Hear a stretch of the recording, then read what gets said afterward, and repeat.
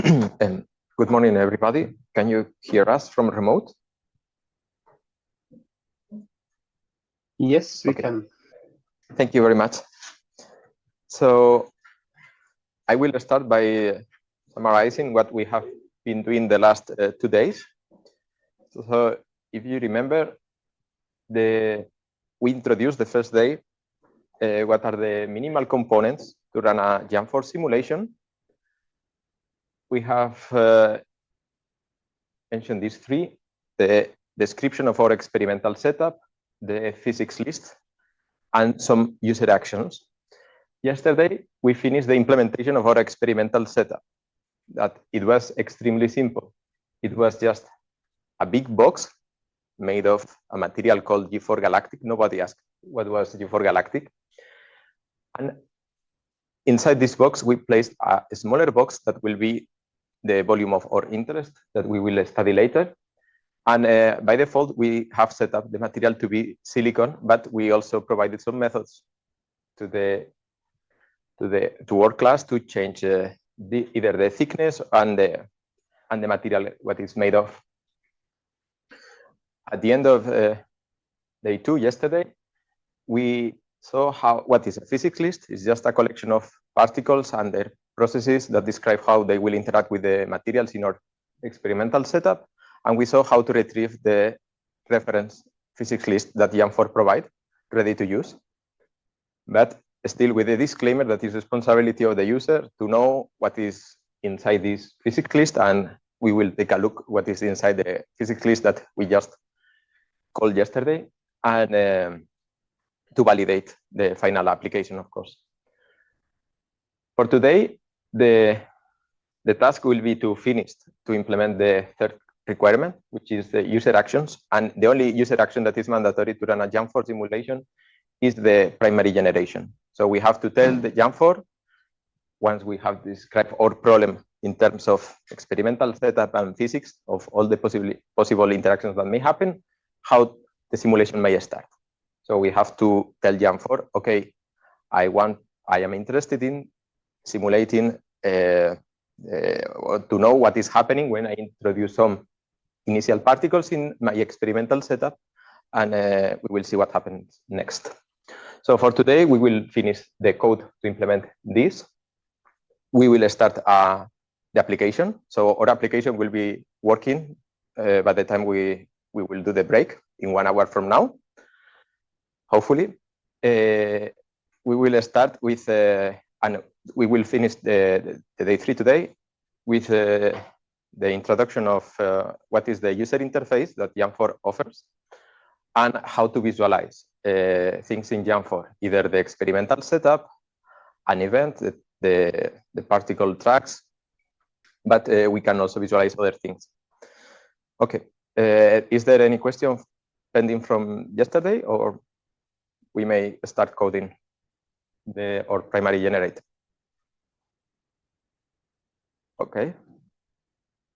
If there are no questions, we can go back to the virtual machine, and we will code our primary generator. I can share.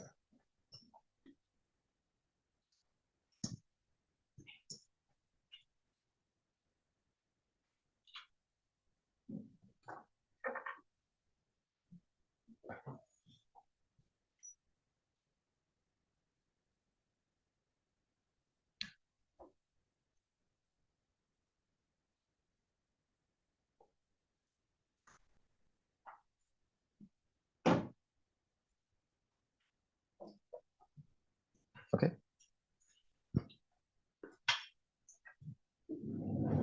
Thank you.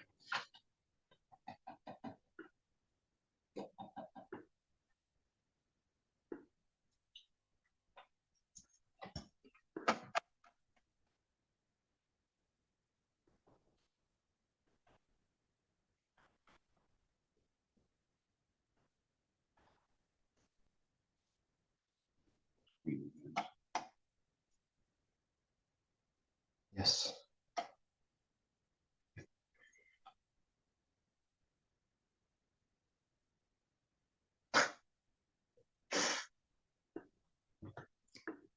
My Zoom was frozen. Your Zoom breaks again. Full screen breaks. Okay, sorry. So.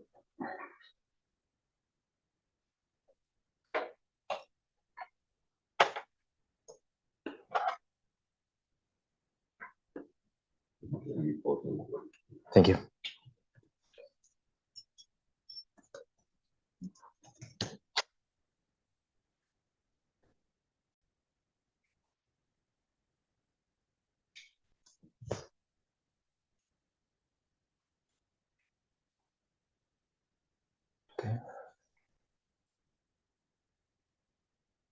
Okay. Good. So we can open a terminal inside. So this is the environment of the virtual machine. We can open a terminal by clicking Activities Terminal. We can move by using the command cd to the work directory intermediate. Yes, always. Thank you. Let's make it bigger. Okay, much better. Okay, so we can change the directory using the command cd space work/intermediate application. Press enter. If you check the timetable in the Indico, at the end of yesterday, I uploaded a zip file that contains this directory as it is in my virtual machine. If you were delayed yesterday, you can simply download it and we can continue from here. Very well.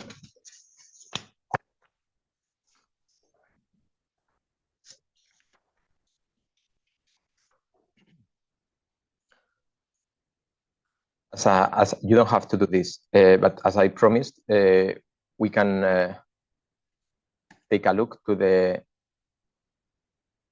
physics list that we were loading yesterday. So, sorry, this is not the file, the correct file. So yesterday we were loading a physics list called FTF-pvert, and a priori we don't know what it is inside. We can take a look by ourselves. We can go, for example, to the GitHub webpage.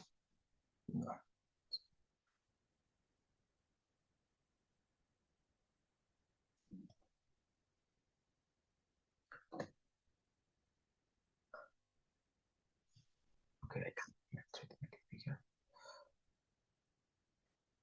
I will try to make it bigger, and after logging into the main page.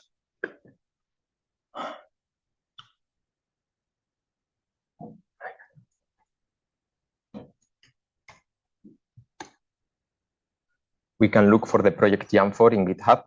This is one of the many ways you have to navigate the source code of YAM4. And here on the top menu, you can type a keyword to search, for example, the name of the physics list that we are loading into our program. You see that actually it corresponds to a class, and we can take a look to the class itself to know what it is doing, if it is doing what we thought. So if you see, the class is actually is calling other modules of other parts of the physics. So it's loading the standard electromagnetic physics, something called electromagnetic extra physics. For example, someone was asking about the synchrotron radiation. Synchrotron radiation is a process that is loaded within this module. It's loading the decay physics. Some particles are unstable and will decay into some others. For example, a muon may decay into an electron. So this is a process by itself, and it's loaded by this module. And then we have some other modules related to hadronic physics. So regarding elastic, inelastic as FTF-pvert, and some others. This is what you will need to do in case you want to develop your own. You can take a look to these modules and therein to know what are the actual processes being defined. You can also take a look to some of the examples to see how it is done particle by particle. And at the end, you will see a terribly long file where every particle is associated to several processes. And nowadays, well, still you can do it, but you will need deep knowledge. So if you are not sure about how to do it or what is the best option, you may start with this reference physics list, for example, this one.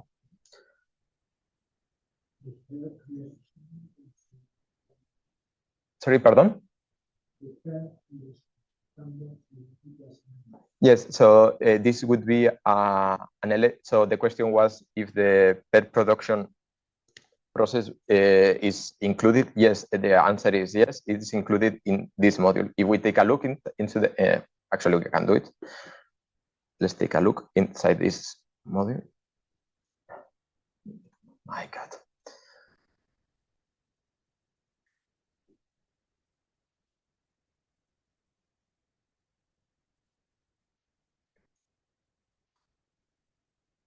So we can take a look into the module that loads all the electromagnetic processes.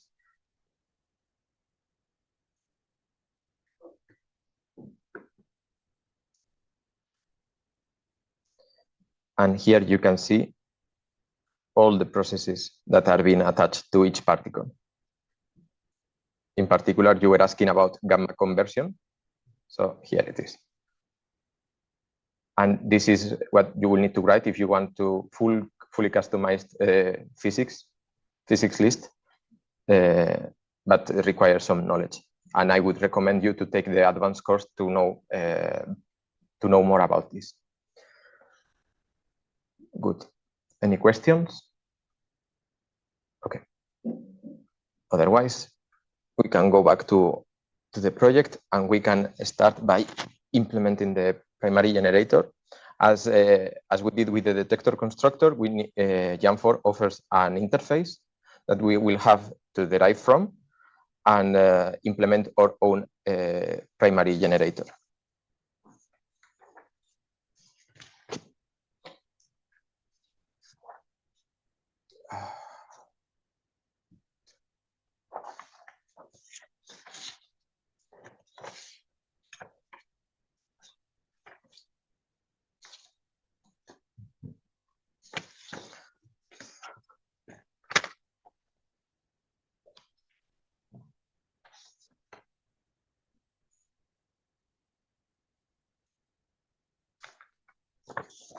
Sorry, John, can you pause the video a moment?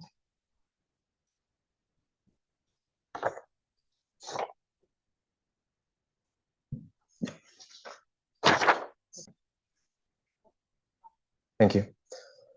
So to do so, we will do as yesterday. We will start by creating some header file and implementation file, at the moment empty, so we can do touch space include.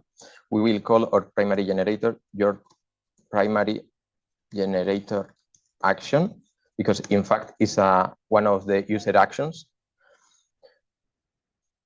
We will implement tomorrow others, and we can also do touch space source your primary generator action.cc.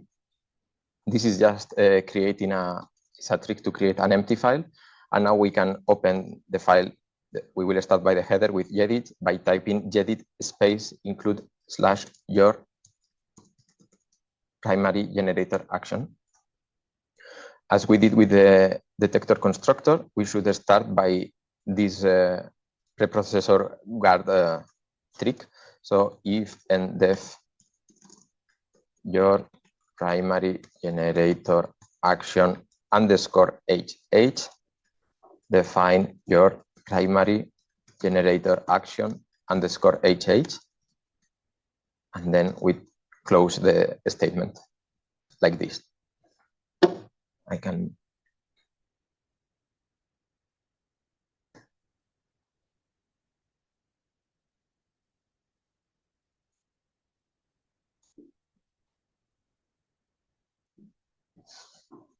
Okay.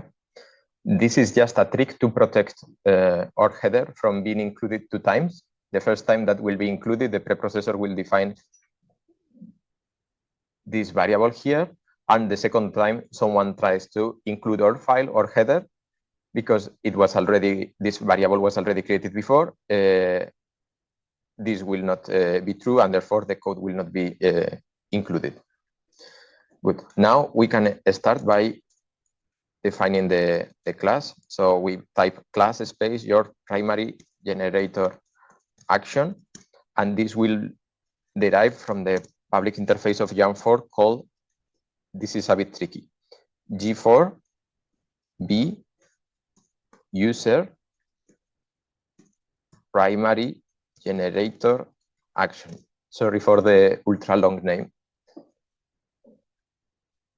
So all classes in Jam4 will start with G4. If they start by V, means that they are virtual classes. And then the user actions will be named after user and the name of the action itself, in this case, primary generator.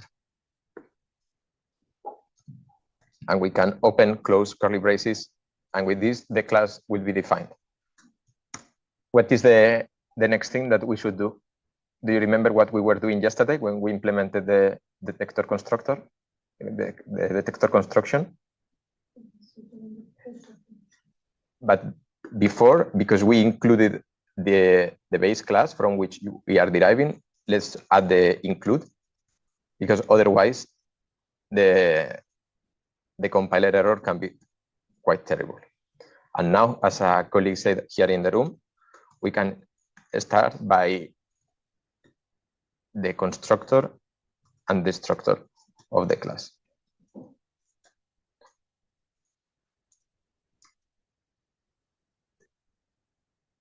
The constructor will be a function that has the same name as the class. We can simply declare it like this, and the destructor has this tilde in front of the name of the class, and because the base class has a virtual destructor, we have to mark it as override.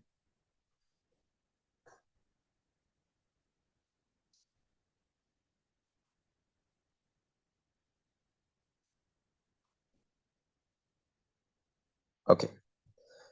We can take a look to the header. You don't have to do this. I will do it for you. How the header file, the public interface of Jam4 looks like for this file, for this class, sorry.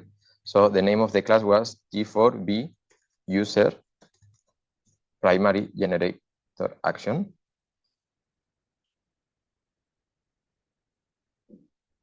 You see that the class is rather empty. They have the constructor, the destructor that is marked as virtual, and one single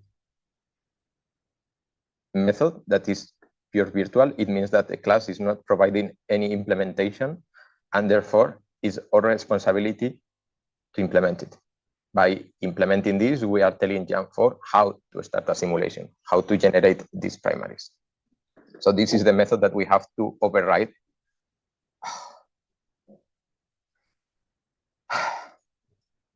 John, can you please stop the recording?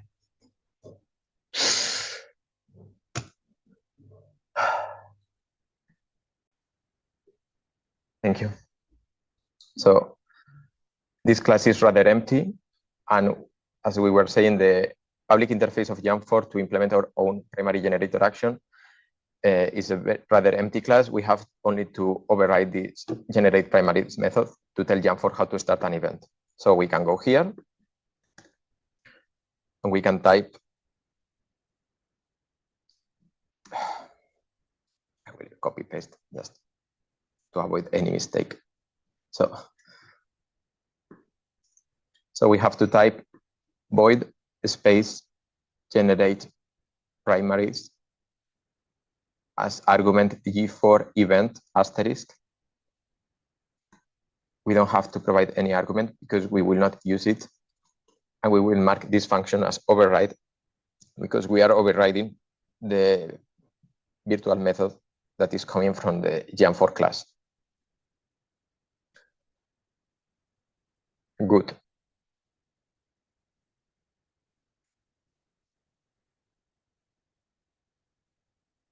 Everybody's here? Is everybody still typing?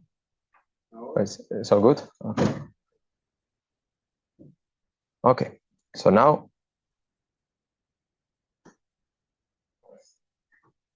we can open the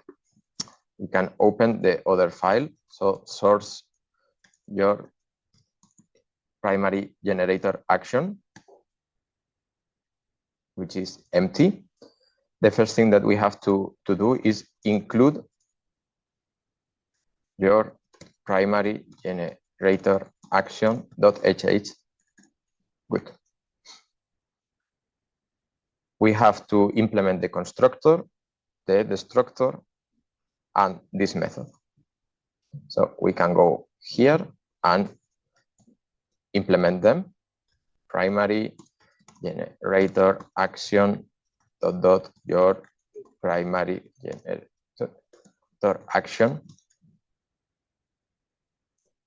Okay, we have to initialize the base class. The class that we were using is rather empty, but it's better if you get accustomed to do this. So we have to type 2 dots g4 b user primary generator action, open close parenthesis. This will initialize the base class constructor as it is needed. And for the moment, the constructor will do nothing. We can also initialize the destructor. So your primary generator action, which is the name of the class, colon, colon, tilde, name of the class, open close parenthesis, open close curly braces. Good. And now we have to implement the function, the method void generate primaries g4 event asterisk. We are not using the argument. Sorry, we should be using it.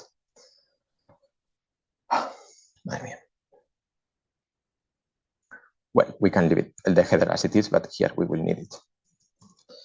We have to type it as argument g4 event asterisk space event. This will represent the event in which we will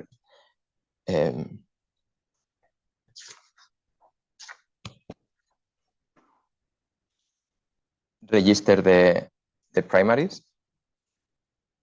Now, at this point, we have 3 options to generate the primaries.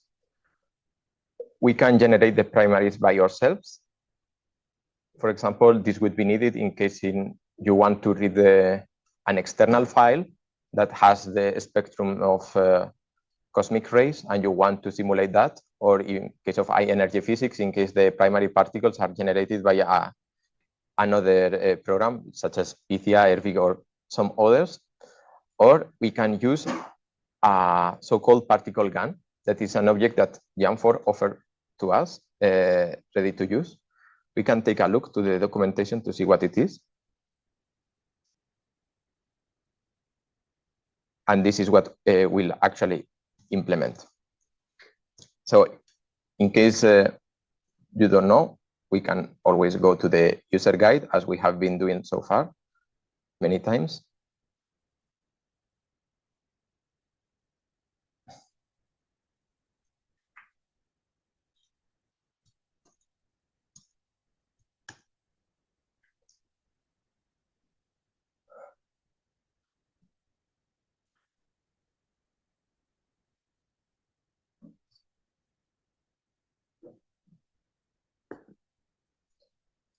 Here in the documentation, you will see how to implement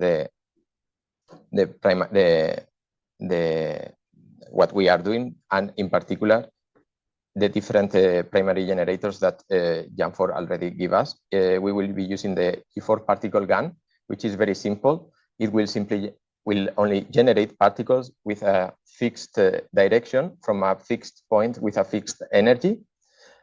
And you can create several particles within one event, but all the particles will share the same direction and position of origin.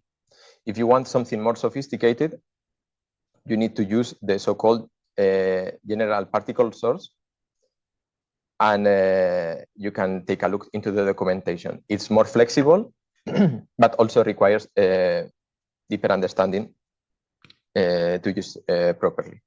For us, the particle gun will be enough. So how to use an internal component of Jamfor? We will keep it inside the class as an internal member. So we have to go back to the header. We can type private, new line, G4 particle gun asterisk F gun. At the moment, we will not use the particle gun for anything, so we can use a forward declaration. The forward declaration is done by typing here on the top, class space G4 particle gun. This will be a promise to the compiler that later on, whenever we need to use this class, we will have included the corresponding header. Very good. As I said, the particles will be coming from a fixed point, but so far we have not determined which point. But we can arbitrarily say that the source point will be between the inner box that will be our target and the outer box that is our world. But so far, the only class that will have that knowledge is the detector constructor. So we will have to interrogate. We have to extract this information from the detector constructor. So we will have to hold a pointer to the detector constructor, like this. Construction, sorry.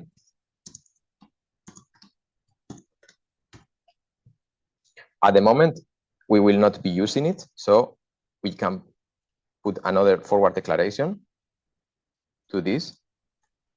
So on the top, below G4 class G4 particle gun, we can also add class your detector construction.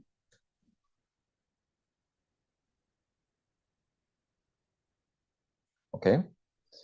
And when can we set up this connection between the particle gun, between our primary generator action and the detector construction? We can do it at the time we are creating the object. So we can pass the pointer to our detector at the moment of construction. So here we have the constructor of the primary generator, and we can pass by argument a pointer to our detector, like this, by typing between the parentheses your detector construction asterisk name of the variable, for example, det. Okay, so far so good. Okay, so now we can go back here, and actually where we started the constructor, we have actually to add, sorry for the lines because it's too big.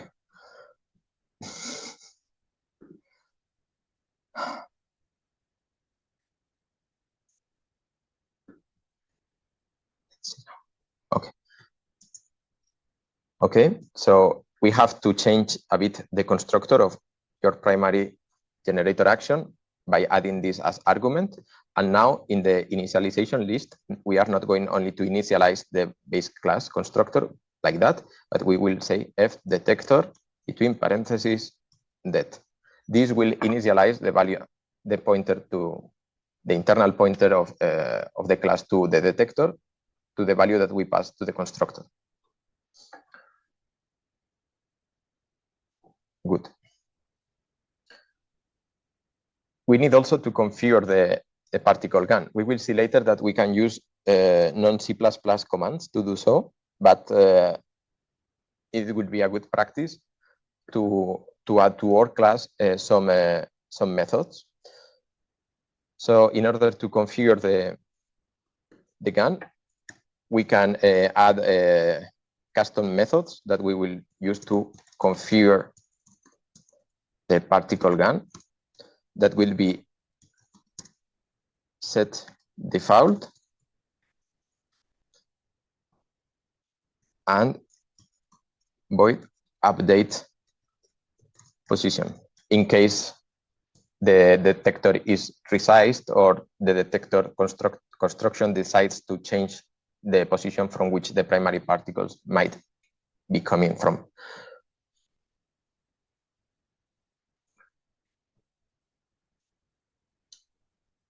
Okay. In the constructor, we have also to initialize the particle gun. So we had fgun, and now we will say G4 particle gun. And as argument, we have to pass the number of particles that are going to be injected, number of primary particles.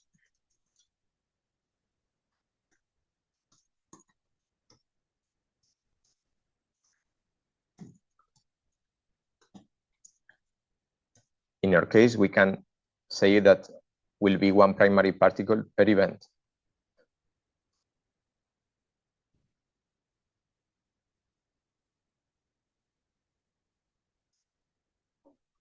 To do so, we have written G4 int space n primary particles equal 1. It's good practice to initialize variables before using them. And then we create the object particle gun by pointing the internal pointer of fgun to a new G4 particle gun, and we pass as argument the number of primary particles that we just decided to be 1. And now we will be calling set default. That is an internal method that we will use to set some defaults of this primary particle. Of this particle gun. Now, so far the destructor was doing nothing because we were not allocating memory. But this time we are allocating memory with the keyword new. When we were defining the geometry objects, the solids, the logical volumes, and the physical volumes were self-registered in a so-called store, and Jam4 will take care of the allocation of the solids. However, in our case, we are allocating the particle gun, and we are responsible for deallocating the memory. So we have to type delete space fgun. This will call the delete method or the destructor of G4 particle gun when the time comes. Yes. Yes. So the question was if we have to include more headers, and the answer is yes. You are completely right. So what are the class that we have used now? So far, the G4 particle gun. So we can add include G4 particle gun.sh close quotes. Thank you.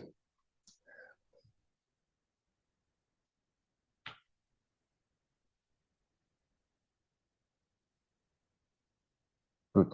And what about G4, the use of primary generator? G4, yes. Thank you very much. So the question was, what about the base class from which we are deriving our own? This the base class, because we are deriving from it, we are actually using it. So we have to include the corresponding header in our header. If you don't include it, you will get a compilation error. You cannot do a forward declaration of a class from which you will derive from. Thank you. Okay. So here we said that we will encapsulate the default configuration of this particle gun in this method set default. So now we have to define it, to implement it actually. So we have to type your primary generator action dot set default open close parentheses open close curly braces. Okay, and here is where we have to define everything for this particle gun, which means the point from which the particles will be shoot, the direction, the type of particle, and its energy. How we can start by specifying the particle. Jam4 offers a database, as in for many other things, for retrieving particles. In this case, it's called G4 particle table, and we can retrieve the definition of an electron like this. We can type G4 particle definition asterisk part equal G4 particle table get particle table find particle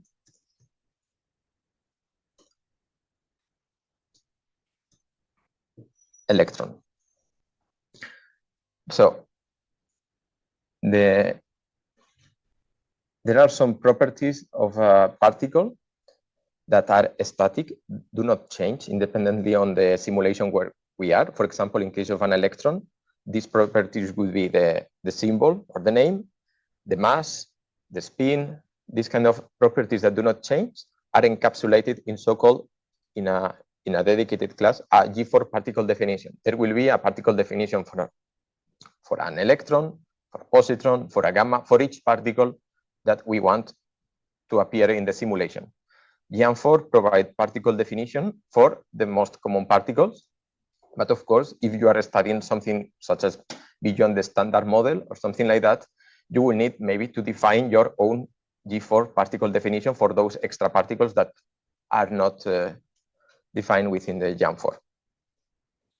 And the G4 particle table is just a way to access an internal table that is built by the physics list. If you remember, the physics list had to define the particles that may appear during the simulation and their physical processes. So this particle table will be populated by the physics list, and we can access to it later on by this manner. Good. Now we can configure the gun like this: fgun point set particle definition part. Good. Now we have to decide the direction.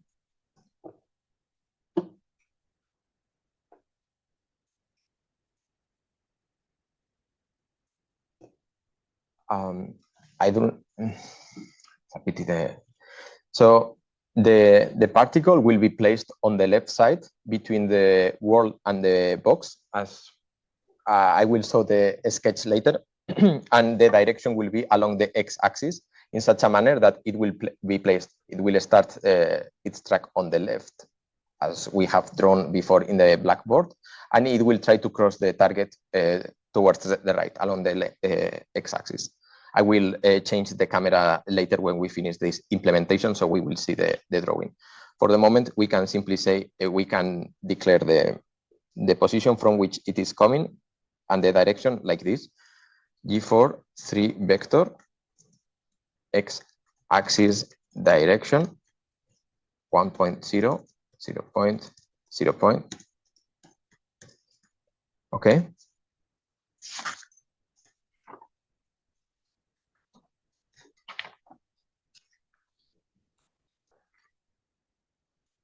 And we can configure the gun with this direction. So set particle momentum direction. Sorry, it's not very obvious. The name of the method is not very obvious. Okay. We have to set the energy. We will start with a default energy of 10 MeV, but it's completely arbitrary. So we can say energy equal 10 MeV. So we have to multiply by the units, CL-HEP MeV. We have to configure the gun again, fgun point set particle energy E energy. Okay, this method is a bit more obvious what it does. And for the position, we will use this other method that we defined, we declared before, sorry, that is called update position.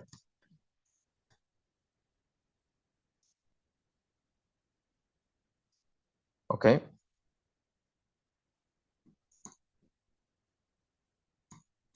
So in summary, instead of injecting the primaries by ourselves, we will use this class provided by Yamfor that will implement part of the code. So it's saving a bit of time, of our time.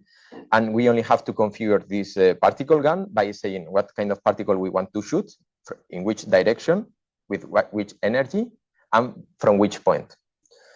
So far, we have done the first, yes? Yes, so we specified the type of particle, the direction, and the energy, and the position from which it is coming. We will do it from this method, dedicated method called update position, because this method will have to be used somewhere else too. We have still to configure the gun to tell from which point we will shoot the particles.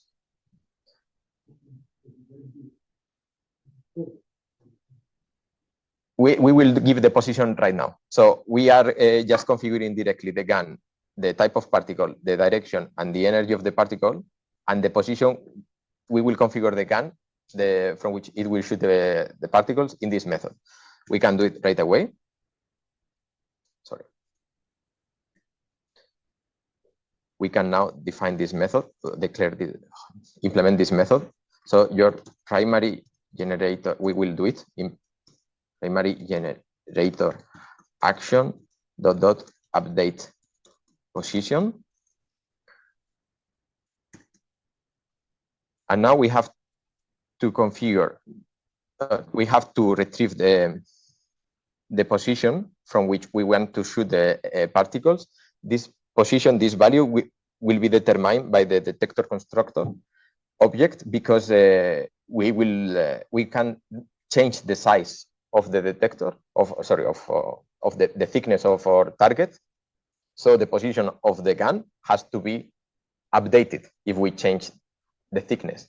If we multiply by 100 the thickness and we don't update the position of the gun will remain in the same place. And we want the particles to be shot from outside, so they will try to cross the target. The idea is to compare with an experiment. On Friday, we will see this, to compare with an experiment that is exactly doing that. They are shooting electrons into a piece of silicon, and they can measure the energy deposited by these electrons. We will do the simulation of that, and then we will compare with their experimental results. So we want the electrons to come into the silicon from outside, and we have to configure the particle gun in such a manner that, independently of the target thickness, the particle will be always placed outside the target.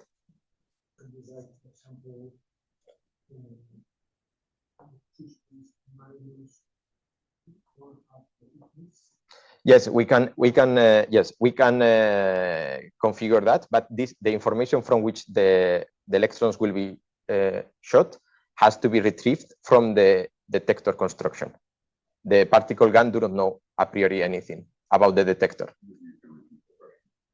Sorry, yes, the question was, how can set up the position of the gun if the gun do not know the thickness of the detector? And the solution is we have to retrieve this information. For example, by invoking the detector and asking get gun position X. Okay. And we will use this value.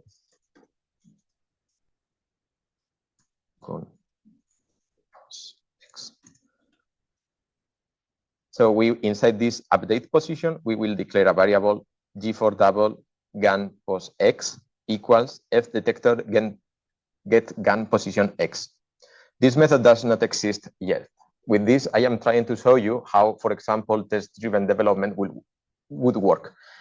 we didn't implement this method yesterday in the detector construction, but now we reach a point in our workflow where we need this information. Now we will write the code for the particle, for the primary generator, as if we would need it. This method will not exist. So then when we finish this part, we will try to compile, we will get some error, that is the test that is failing, and we will solve the test that is failing, the compilation, by implementing this method, going back to the detector construction and implementing this method. I don't know if, okay.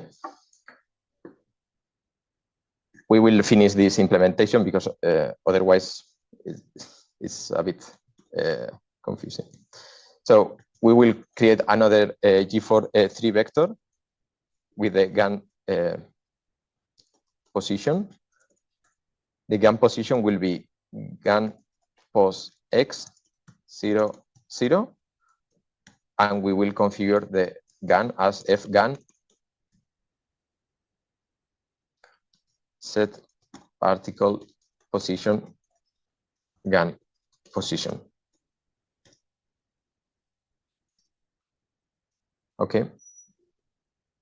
Now, why we implemented the position in this method, dedicated method, update position? Because the detector size or the target thickness may change, and therefore, before shooting an electron, we have to know if we don't know if the position, the thickness changed. So we will invoke this method just to be sure that the gun is shooting from the proper place, from the proper point.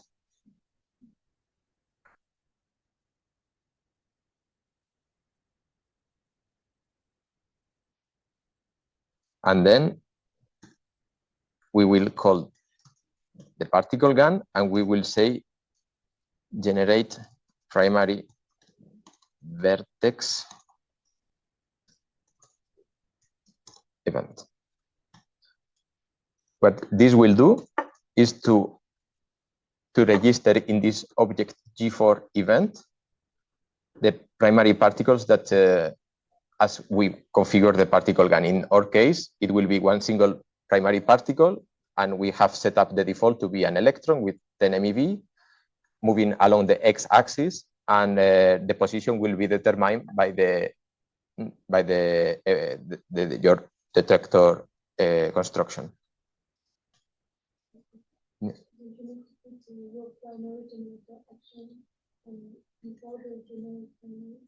Yes. So the question was if we have to put the name of the class in front of the methods of the class when implementing them. The answer is yes. Otherwise, you will have a compilation error. So in front of generate primaries, you have to put your primary generator action ... So the compiler knows that this is not a function. This is the implementation of a method of the class. Good. Any other questions? Okay. I will try to keep the window open, at least with the lowest part. The last step.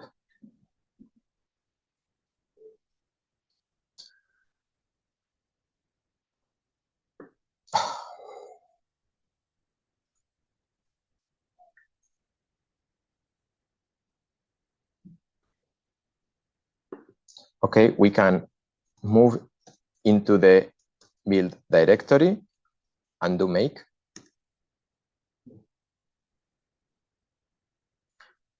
And do you remember what happened yesterday when we introduced your detector construction files? Exactly. CMake does not know about the new files that we just created. So from the build directory, we have to type cmake space ... So it will refresh what are the files associated to our project. And we can do make again. And we see plenty of errors. So the first error we see is incomplete type, G4 particle table. Do you remember this error from yesterday and the first day? What does it mean, incomplete type? Exactly. The header is missing. We are missing the header of G4 particle table.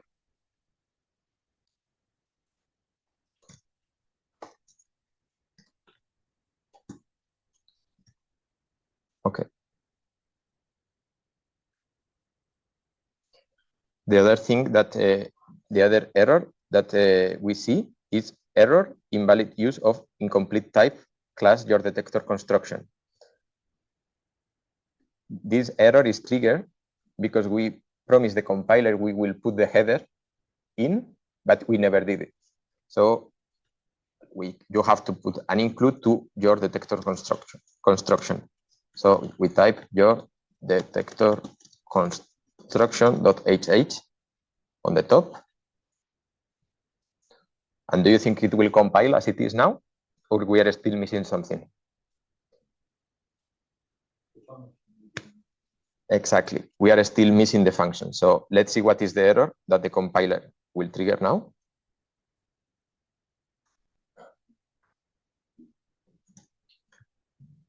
Okay, at least now the error is isolated. So the error of the compiler is class your detector construction has no member named get gun position x, which is a method that we are using. In the test-driven development approach, this would be a test, a compilation that is failing. So now we have to open, well, we will use the actual terminal itself. So we will open we have to go one level up, and we will open with gedit the file include your detector construction HH, and also the source, your detector construction CC. Okay. Now here, we will have to implement the method. We can add a comment, determine or calculate or retrieve position of X position of particle gun, and we declare the method as G4 double get gun position X open close parentheses. There are different ways of doing this, or you could think about different ways. I can make it bigger. The simplest would be to create an internal member of the class, and we will define it, and we will store the position there. So store the X position of the particle gun, and we will create F gun position X. We will create an internal member type G4 double that will be called F gun position X, and we can add it to the list of private members together with the material of the target, the target thickness, the pointer to the physical volume of the target, and the gun position. Now, we have to fill the value of this somewhere, and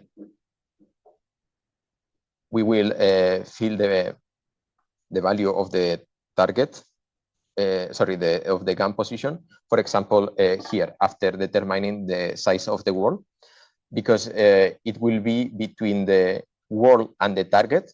We can say that the F gun position X, I think I call it like that, right?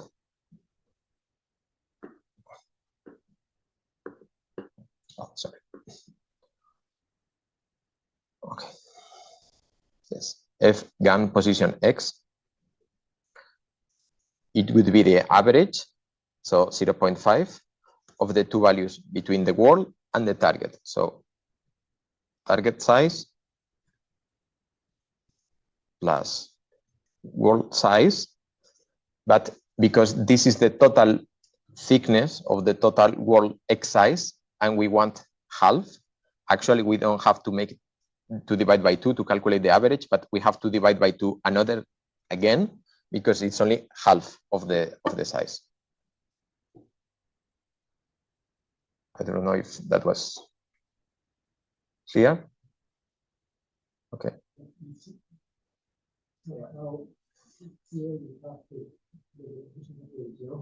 Yes.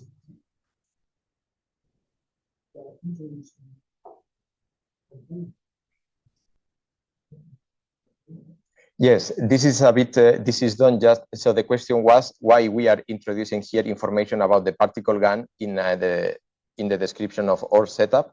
This was done just as for pedagogical purposes, but you should define the gun properties maybe somewhere else. This is done just for the exercise. Okay. Good. And in principle, we are done with this, right? Because if we change the thickness of our target by using, for example, this method, set target thickness, we will notify to the run manager with reinitialize geometry.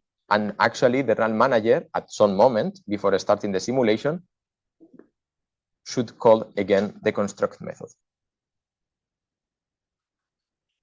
Good. And I think with that, well, we can implement actually inline the get gun position by simply returning the value f gun position x. Sorry, I forgot before.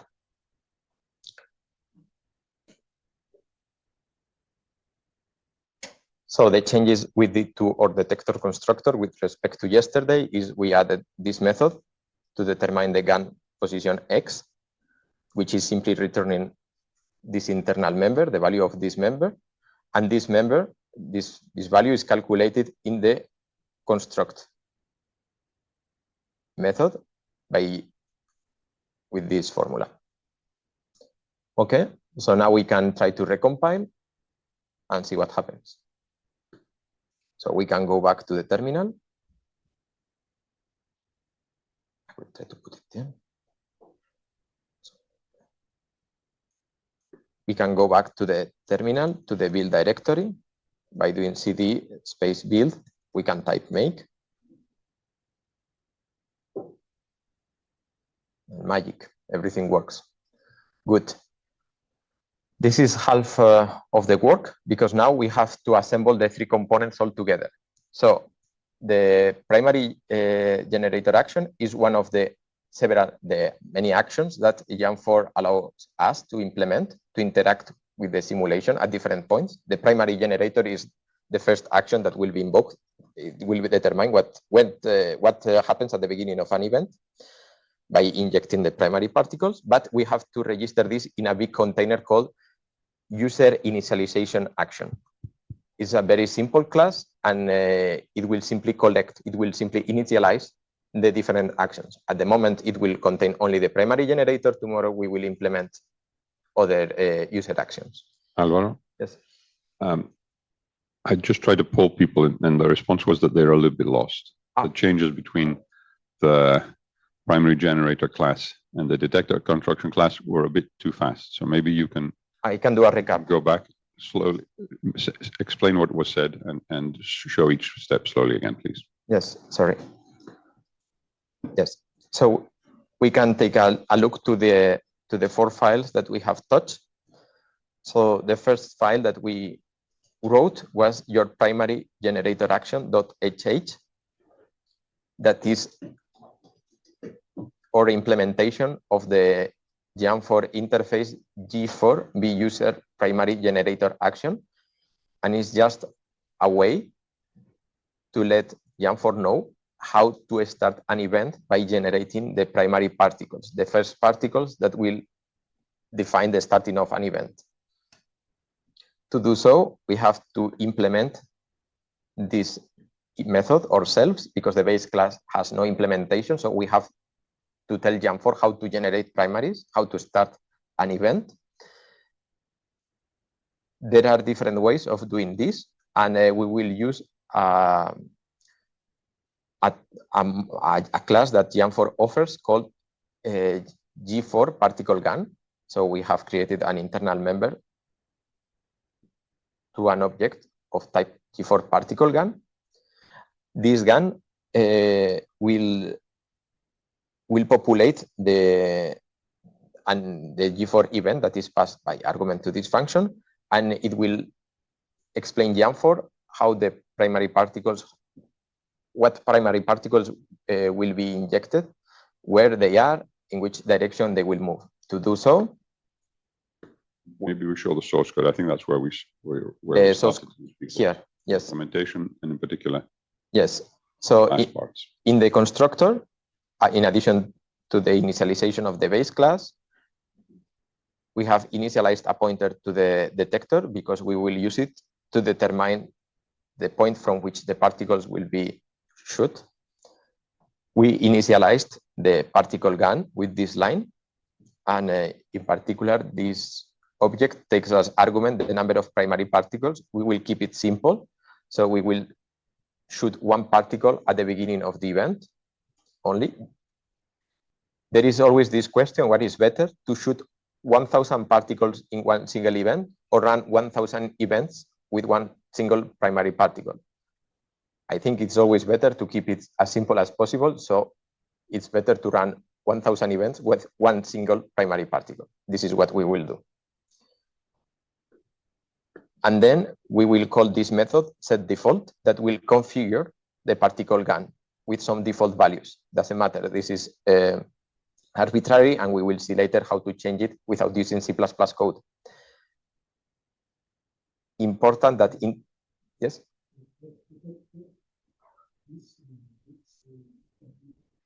Yes, so. Sorry, 1 second. Let's get the question.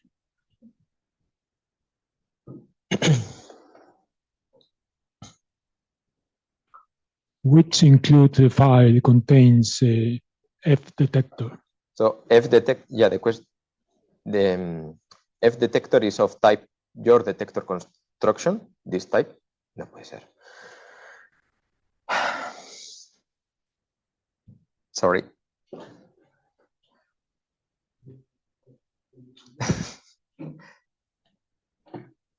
Sorry.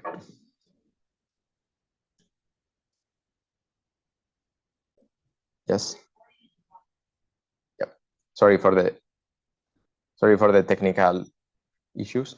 The question was, where have we included your detector construction header? The answer is in the second line, in addition to the your primary generator action, which is the class that we are implementing in this CC file, because we will be using a function, a method of the class your detector construction. We have to include the header here too. So in the constructor, we are creating an object of type G4 particle gun. We have to delete it because we are responsible for the creation of this object. And then in setDefault method, we are configuring the particle gun, the G4 particle gun, with some default values. In particular, what kind of particle we are shooting. We are configuring the particle gun like this to shoot electrons. To do so, we use this method, and we pass as argument a variable of type G4 particle definition. The static properties of the particles are encapsulated in an object G4 particle definition, and there will be a G4 particle definition for an electron. There will be another G4 particle definition for a positron, and so on. And in order to retrieve it from the internal table of particles in Jam4, we use this syntax here. We will configure also the direction on which the particle one will be shooting these electrons. We will shoot electrons along the x-axis. So we pass the vector 1, 0, 0, and we configure the particle gun with set particle momentum direction and the name of the vector that we just created. We will set up the default energy to be 10 MeV. So we create a variable E energy equal 10 MeV, and we configure the particle gun with the method set particle energy, and we pass by argument the value. And then we use this method update position, which is just defined below, to configure the particle gun, in particular the position from which the particles will be shot, because this position may depend on the detector thickness, we have to ask the detector constructor, just to be sure that the particles are being shot from outside the target volume and not inside. From the primary particle generate, from the primary generator action, we do not know the size of the detector. So we have to pass this information somehow. So we will pass later. We will pass later we will show you. We will learn how to do this later. For the moment, it is enough that we are keeping an internal pointer to the detector, and we will call the method its method get GAN position x to determine from which point the particles will be shot. And it's responsibility now of the detector construction to determine what is a good point for the particles from which to be shot from. Then we use this value to define another vector with the value in x, the value retrieved from the detector, and the other two will be 0. And then we configure the particle GAN with the method set particle position, GAN position, which is the name of the vector. Finally, we have to actually generate primary. So far, we only configure the particle GAN. So we add here just this method update position in case the position change for some reason. It should not change. We will see later how to do this better. For the moment, we can keep it as it is. And then finally, and this is the keystone of all the code we have written in this file, fgan generate primary vertex, and we pass by argument the event. This is saving us from writing the code, from asking the event to register a new vertex with a new particle that has some properties. So the particle GAN will take care of that for us. Could you also please show the detector construction? Yes. So here we used f detector get GAN position x. So far we have. Yes. Ah, sorry. Okay. So here we were using your detector construction method get GAN position x. We saw that it was not implemented, so we will have to implement it. To do so, we go to the class declaration here in the file include your detector construction.sh. We go to the section where we declare the class. In the block where we define the public methods, and we go to the end of this block and we add this line g4 double space get GAN position x return f GAN position x. This value that we are returning in by this method is an internal member of the class g4 double f GAN position x, and we will calculate this value actually in the construct method. So we have to go to your detector construction.cc in source/your detector construction.cc. You have to look for the method construct that will be like this. We'll start like that. And after determining the size of the target and the size of the world, we can calculate the GAN position as the average of the target size and the world size, but actually because it is centered, we don't need the total size, but only half of the size. That is the reason that instead of multiplying this value, the target size and the world size by 0.5, we have to actually multiply by 0.25. I will show later, before the break, the sketch that was before in the blackboard, but otherwise it's a bit messy to keep switching cameras all the time. But it was drawn in the blackboard. Sorry. It is better now. This recap. Someone would like to see the last line of your text.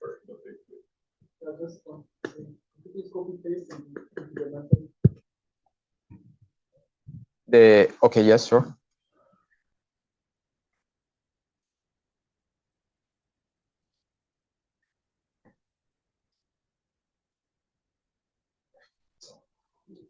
There is a day 3 course.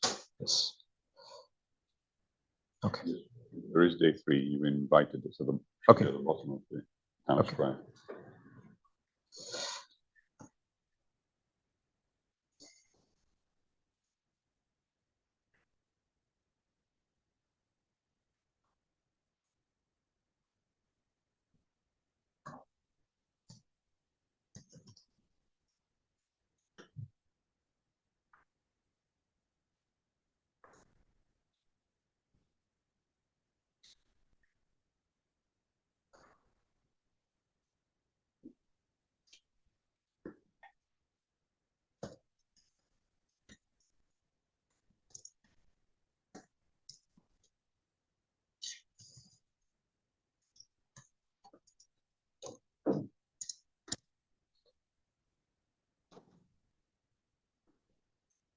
Okay, I have uploaded to the Mattermost.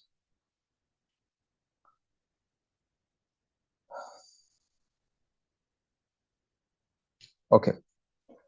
So as I was saying before, now we still have to connect the pieces. We have the description of our experimental setup.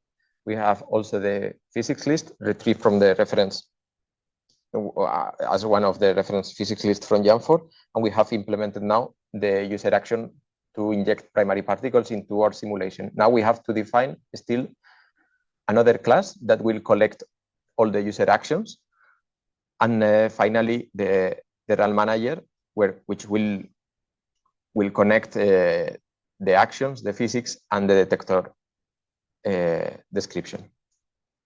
So we can close it for the moment, just to keep it simple.